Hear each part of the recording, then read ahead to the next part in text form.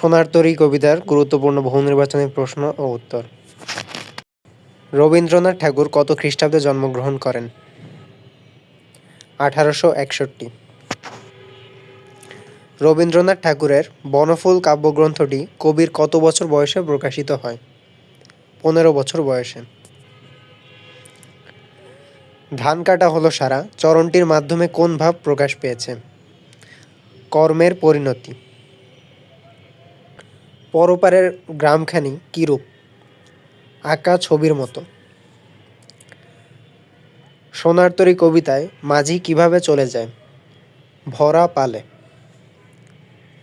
কূলে একা বসে আছি নাহি ভরসা, এখানে কূলে শব্দটি কিসের প্রতীক হিসেবে ব্যবহৃত হয়েছে?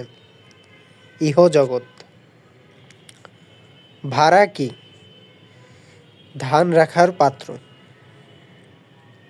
যাহা লয়েছিনু ভুলে, এ কথাটির মধ্যে কি প্রচ্ছন্ন রয়েছে? শূন্যতাবোধ। সোনার তরী কবিতায় কৃষক কোন মাসে ধান কেটেছিলেন?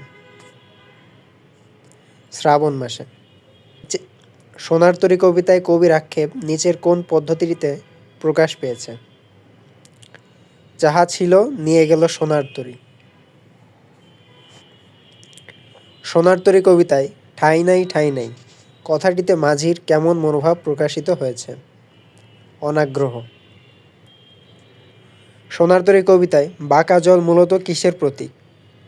কালস্রোতের।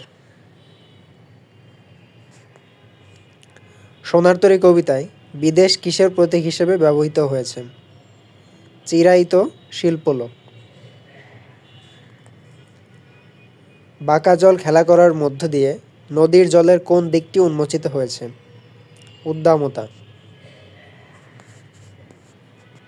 পরপারে দেখি আঁকা তরু ছায়া মসি মাখা, এখানে মসি মাখা বলতে কি বোঝানো হয়েছে?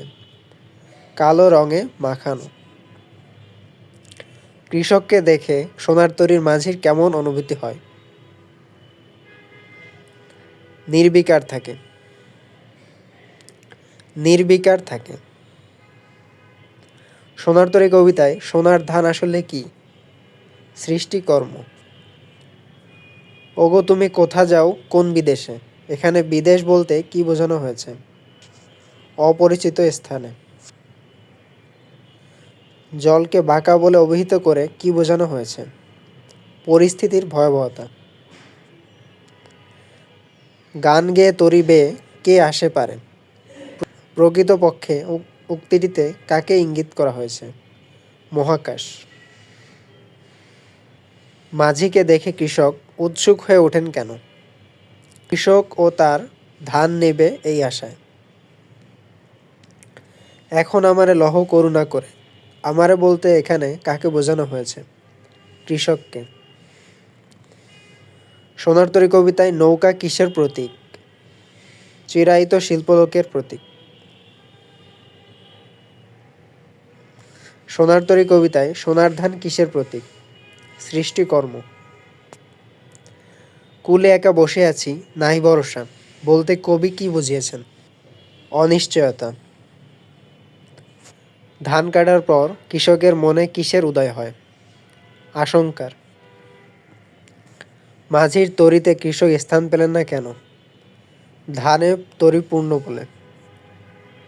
শূন্য নদীর তীরে রহিনু পরী কথাটি দিয়ে কি বোঝানো হয়েছে? মৃত্যুর অনিবার্যতা। বর্ষার চিত্রে আড়ালে সোনার তরী কবিতায় কোন চিত্র ফুটে উঠেছে? মানব জীবনের দার্শনিকতা।